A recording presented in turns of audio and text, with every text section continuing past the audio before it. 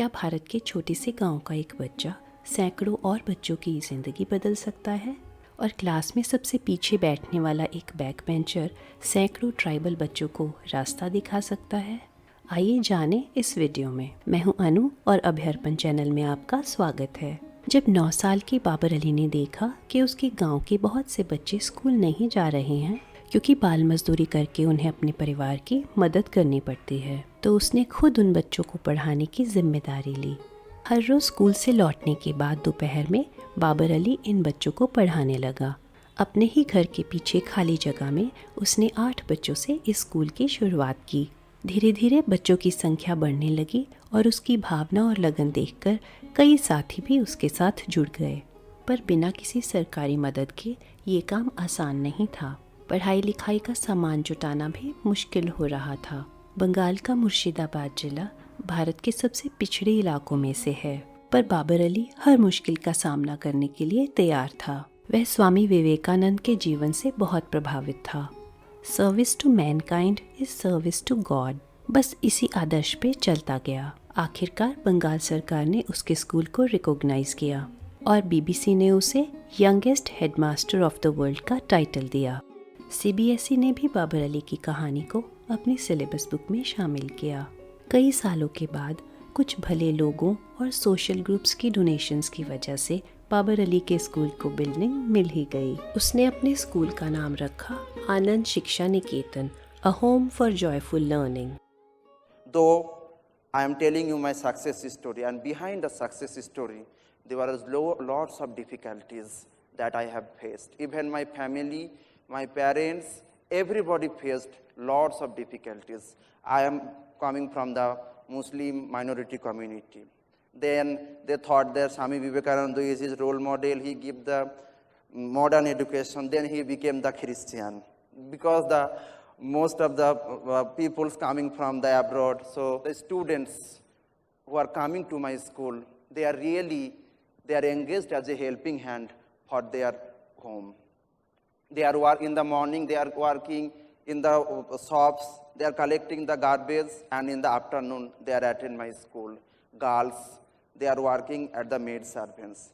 So when I asked to their parents to send their children, then they asked me, what is the importance of education? Who cannot afford 2 square meals in a day? And to educate girls, they do not find the husbands, others equipped. But I came forward with my goal.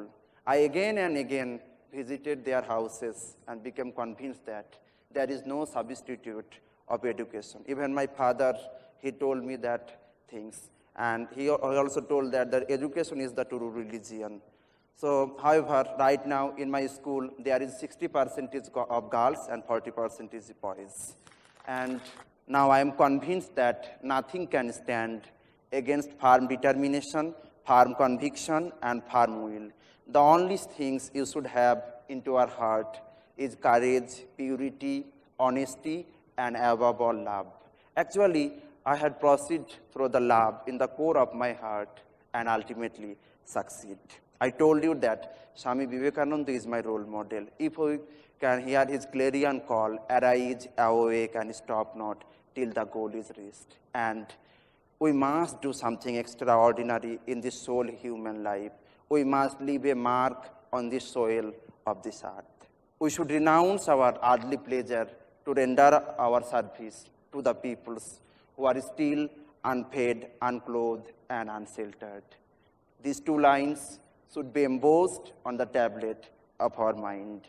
Mileage to go before I sleep, and mileage to go before I sleep. Assam के उत्तम terrain ने अपने इलाके के tribal बच्चों के लिए भी कुछ ऐसा ही काम किया। उसने अपने घर की गौशाला को ही क्लासरूम में बदल दिया और स्कूल ना जा पाने वाले बच्चों को पढ़ाने लगा। शुरुआत सिर्फ 4 बच्चों से हुई। उत्तम टैरन ग्रेजुएट हैं, पर उन्होंने कभी नहीं सोचा था कि वो टीचर बनेंगे।